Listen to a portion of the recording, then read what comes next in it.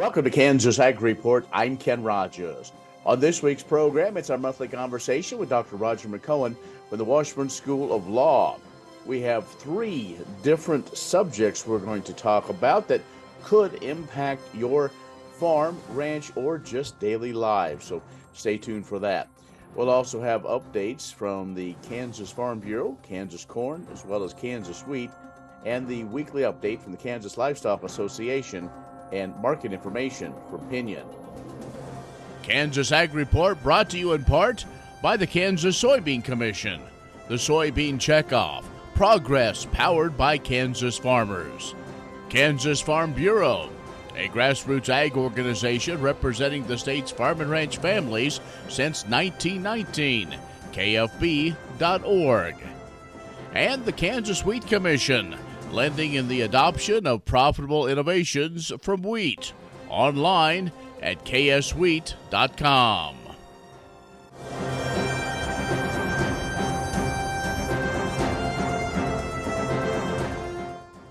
In agricultural news, USDA released the Prospectives Planting Report a few days ago and shows producers are planning on planting more corn and soybeans than last year. Farmers intend to plant 92 million acres of corn, up 4% from last year. Soybean growers intend to plant 87.5 million acres this year, up a little bit from last year. And the all-wheat planted area estimated at 49.9 million acres, up 9% from 2022. Winter wheat planted estimates 37.5 million acres, 13% higher than 2022. Now, all cotton planted acres expected to total 11.3 million acres. That's 18% lower than 2022. In Kansas, corn growers intend to plant 5.6 million acres, up 2% from last year. Soybean planted acreage expected to be 4.6 million acres. That's down 9% from last year. And winter wheat acres seeded for the fall are estimated at 8.1 million, up 11% from last year. Sorghum growers intend to plant 3.15 million acres in Kansas, down 5% from last year. Now, the all hay acreage to be harvested expected to be about 2.5 million acres. That's down 4% from last year. Well, sunflower production expected to be about 64,000 acres, up 52% from last year. Oil varieties, about 52,000 acres, up 63% from a year ago. Those non-oil varieties make up the balance, about 12,000 acres, or about 20%. And cotton producers expect to plant 115,000 acres. That's down 30% from a year ago. These estimates were based on a survey that was conducted in the first 2 weeks of March. And almost 3/4 of Americans say that not reauthorizing the Farm Bill this year would have a significant impact on the country. The responses come from a new American Farm Bureau Federation poll that explores the public's awareness of the Farm Bill. The poll was conducted by Morning Consult, and it showed more than half of respondents said they would be more likely to support their member of Congress if they voted to reauthorize the Farm Bill. When nearly 70% of respondents also identified two areas of the Farm Bill as top priorities for government funding. They include risk management programs that serve as a safety net for farmers and nutrition programs that serve as a safety net for families facing hunger. Oh, by the way, the survey found that 89% of adults trust farmers. We'll have more coming up in a moment. The Kansas Ag Report brought to you in part by Kansas Grain Sorghum, growers working together. Learn more at ksgrainsorghum.org. Grass and Grain, online or in the mail, keeping Kansas farmers informed for over 60 years. grassandgrain.com.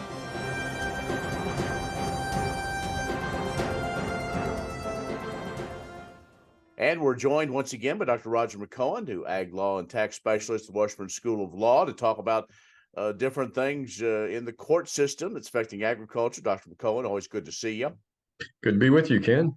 We've got three things we're going to try to get to here. And one of those is, these abandoned rail lines. We know there's some in Kansas and other places. And what if you're a landowner and that happens? So there's been some recent developments there. Yeah, there has. There's been another court case out of the U.S. Court of Federal Claims out of Missouri involving not so much the Katy Trail, but a lot of those trails in Missouri that are adjacent to or close by the Katy Trail. And this is an issue that's also in Kansas. It's also all over the country. And really it boils down to your first inquiry And that should be what the railroad actually owned. Did the railroad own the corridor in fee simple absolute, such that it was their property and they can do whatever they want with it when they abandon the rail line? Or did they just have an easement? And if what the railroad owned was an easement, then we look to the terms of the easement to see what the specified use was. And if it says something, for example, in the Missouri case, you could use it for railroad purposes. Well, when you cease operating the railroad for railroad purposes, you're no longer using the easement for the correct purpose. And that corridor should revert back to all the abutting landowners along the track. And if a trail group comes in and puts in a trail, then that constitutes a taking under federal law, which triggers the Fifth Amendment compensation clause, and the landowners are required to be paid. And that's exactly what the Court of Federal Claims said in that Missouri case. All right. Well, and that's one that continues to develop. And I do want to, in this segment, also talk about something a little similar, maybe an arm's length, but dealing with oil and gas kind of leases, and if it's fraction ownership. I mean, this can go down a real mess really quickly. Well, we get into real mess when the drafting that's used in the conveyancing instrument creates a double fraction.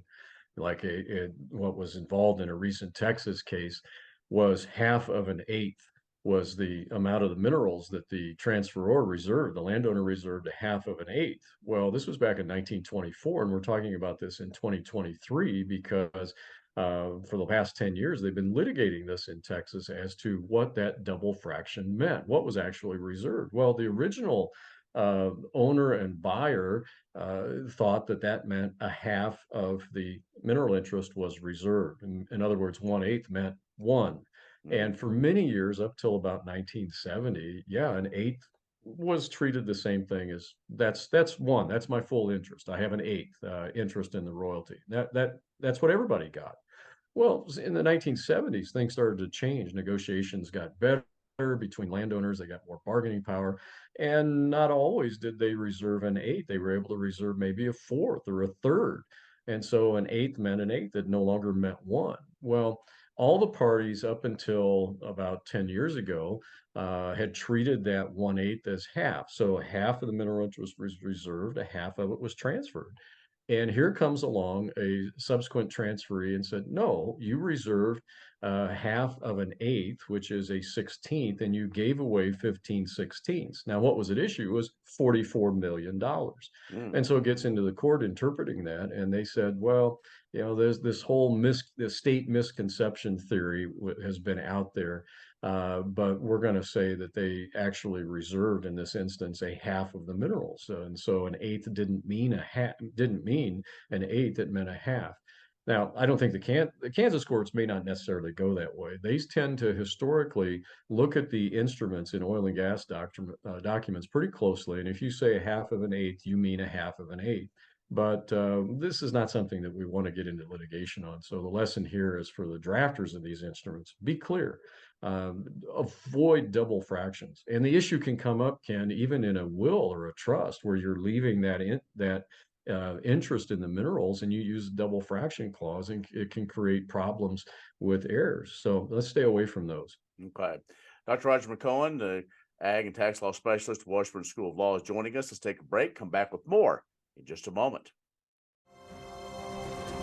Kansas Ag Report brought to you in part by the Kansas Livestock Association, supporting members' business interests and meeting consumer demands. KLA.org. Oldie Seed Farms, carrying soil-specific seed. Find them on the web at oldieseed.com. That's OHLDE seed.com. And Kansas Corn, building the future at kansascorn.com.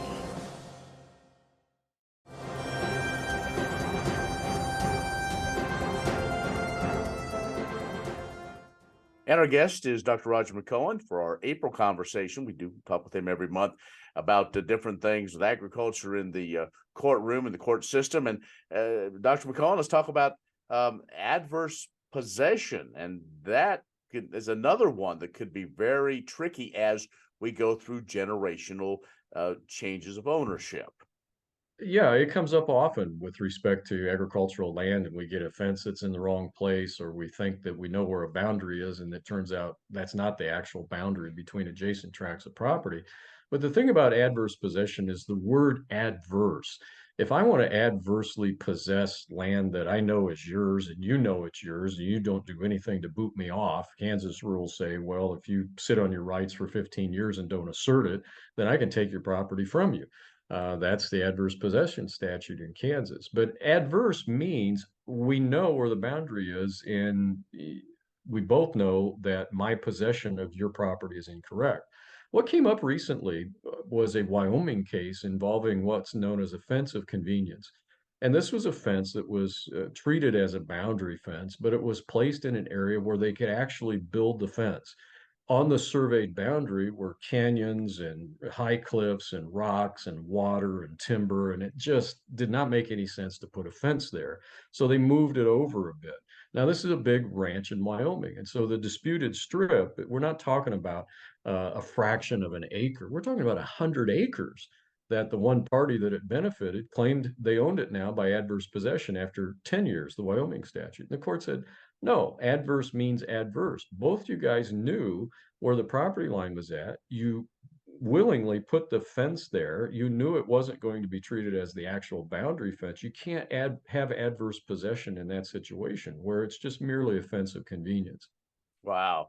Now that is, I'm sure there are a lot of those, because we've talked a lot about fence law, and but that's different than this. And so very, very interesting. Now, Dr. McEowen, if folks want to learn more about the topics we talked about today, you have long explanations of how this all works, more than the time we have allotted. Right. So how can folks find that? Well, there's two places. One is my website, which is washburnlaw.edu/WALTR. And also you can see them reproduced on the Ag Manager website for the Department of Ag Econ at K-State. All right, Dr. McEowen, always great to talk with you, and we'll look forward to doing this again next month. Thank you, Ken. Dr. Roger McEowen for the Washburn School of Law. He is an ag and tax law specialist. We will have more coming up in just a moment.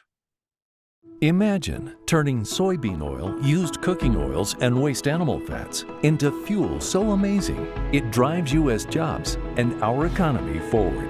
Learn more about biodiesel at americasadvancedbiofuel.com. What if U.S. soybean meal were more than a commodity?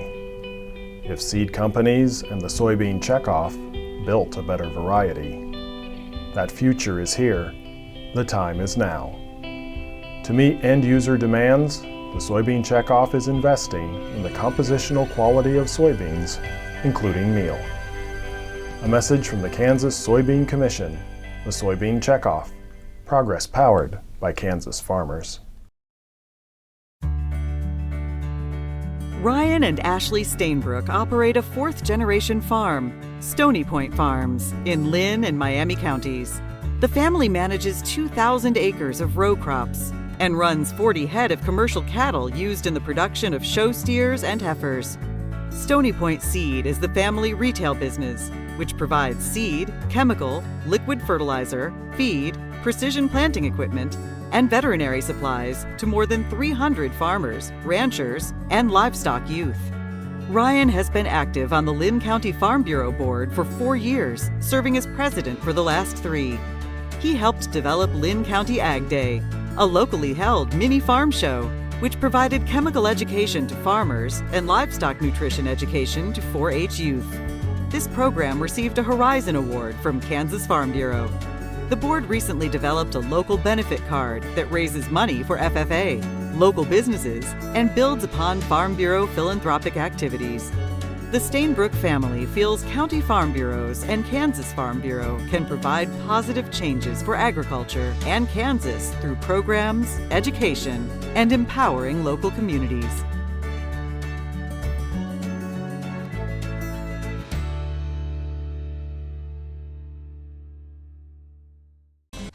Premier Farm and Home has what you need to make your lawn the best in the neighborhood. Hi, I'm Ken. We choose Premier Farm and Home for the professional look that we do ourselves. Feel free to stop in. You can also visit our website at heycow.com. Kansas Corn reminds you that E15 fuel is the right choice for every kind of driver. For the car enthusiast, E15 has higher octane. For the thrifty driver, E15 is priced lower than regular unleaded. For the nature lover, E15 provides cleaner air. For the shopper who buys local, E15 has more ethanol from our Kansas corn farms. Choose E15 for a higher octane, lower price, cleaner American fuel. Message from the Kansas Corn Commission. Learn more at kscorn.com.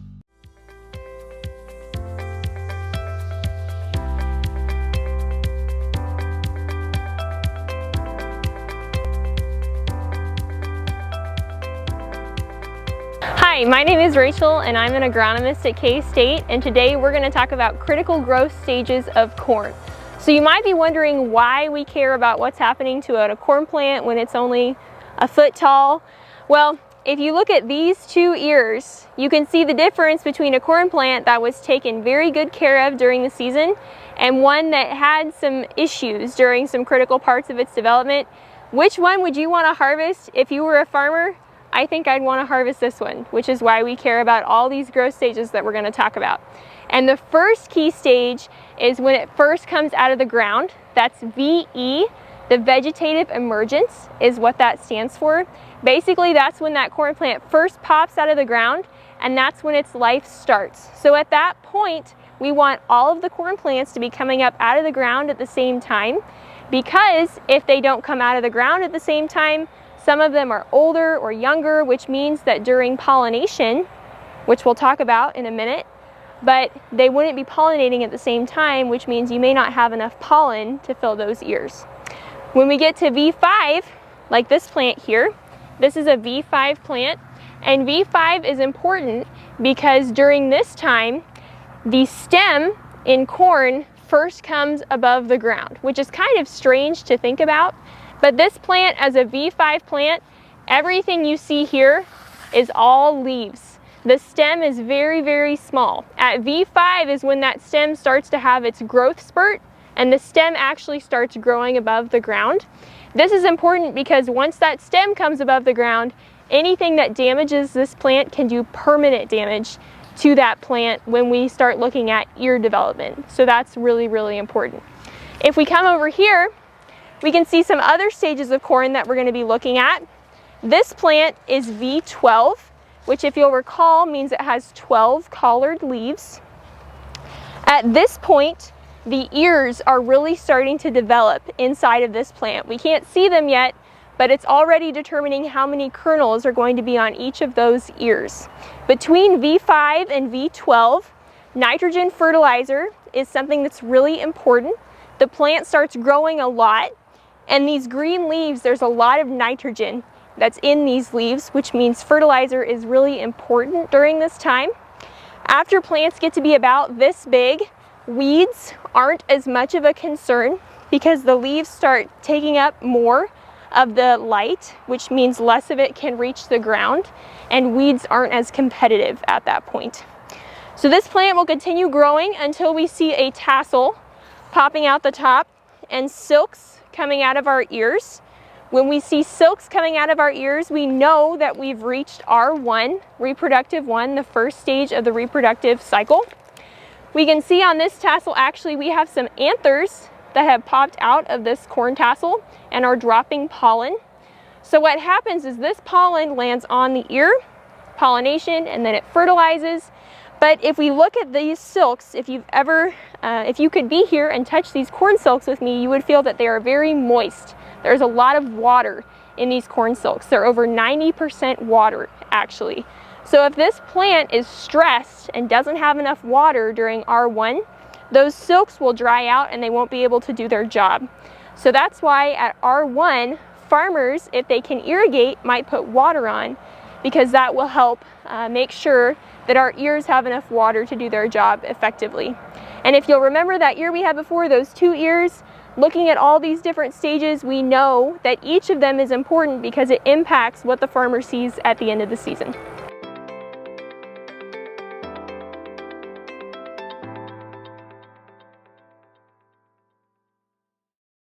Sorghum is one of the most important cereal crops worldwide, and Kansas leads the nation in its production. Over the years, sorghum has been either exported, used in animal feed domestically, or for other industrial uses. Recently, its use in the ethanol market has seen tremendous growth, with 30% of domestic sorghum typically going to ethanol production. Kansas Grain Sorghum is committed to sorghum research, market development, and education. Learn more at ksgrainsorghum.org. The Kansas Wheat Innovation Center in Manhattan is rediscovering ways to get improved varieties and new genetics in the hands of farmers faster. Grower-led and checkoff-funded research initiatives are bringing about positive change. This grassroots leadership provides a strong voice in Topeka and Washington, D.C. Now is the time to partner with Kansas Wheat in moving wheat forward. Kansas Wheat Commission and Kansas Association of Wheat Growers. Farmers investing in their future and yours. Log on to rediscoverwheat.org.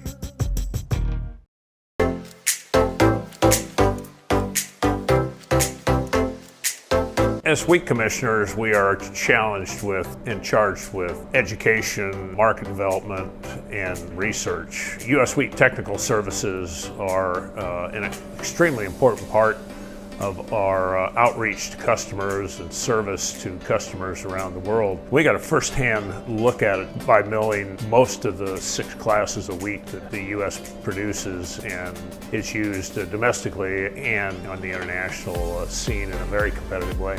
We've had a deep dive into the milling detail. It's been a great addition to having been on tour around the U.S. and around the world. Having a greater understanding of the milling process and how wheat quality, wheat consistency, having a reliable wheat source impacts the milling process and the challenges of millers face, and then also how the millers have to pair the quality of wheat and the quality of flour to the next supply chain issue, the noodle manufacturer, the bread maker. Having a better understanding of the entire process of what happens to the wheat when it arrives at the mill, from the mill to the baker. Each of these classes of wheat mills very differently, has different use characteristics, and we intend that these different varieties and classes of wheat compete very, very effectively. It's invaluable in understanding the detail that we are in and the competitive world we are in.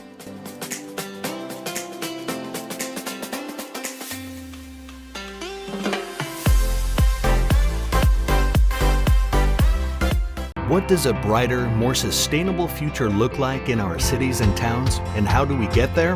When New York needed an alternative fuel source to reduce carbon emissions, the city found what it needed in biodiesel made from U.S. soybean oil.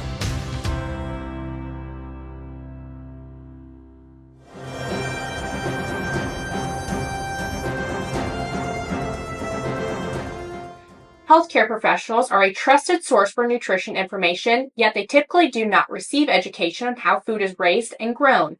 This gap in understanding can cause distrust in modern agriculture practices.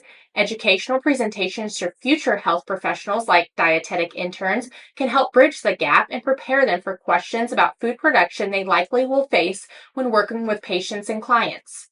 When healthcare professionals are exposed to accurate information about beef production and nutrition, they are more likely to recommend it. Recently, Abby Hadardi, Director of Nutrition for the Kansas Beef Council, provided a virtual presentation to Northwest Missouri State University dietetic interns. This session showcased the role dietitians can play on communicating about agriculture and the importance of health professionals seeking continuing education opportunities that provide science-based information about food production and processing. Hadardi also dispelled common myths about beef nutrition and offered insights into how cattle are raised and beef is produced. Checkoff-funded sessions like this are designed to provide accurate, peer-reviewed information about beef aspiring to professionals who will reach thousands of consumers and clients with dietary advice during their careers. Kansas Beef Council prioritizes meeting with future health professionals so they can begin their career with a better understanding about meat and food production. Many seed companies claim to offer the latest genetics, but how many have tested those genetics in soils just like yours? The Oldie Seed Know to Grow research program has fully tested the latest seed genetics in soils that are right in your neighborhood. The Oldie Seed Know to Grow program can recommend the best performing hybrids, from technologies like Enlist, Extend, and LibertyLink that will optimize the yield and profit of every acre on your farm. Contact Oldie Seed today.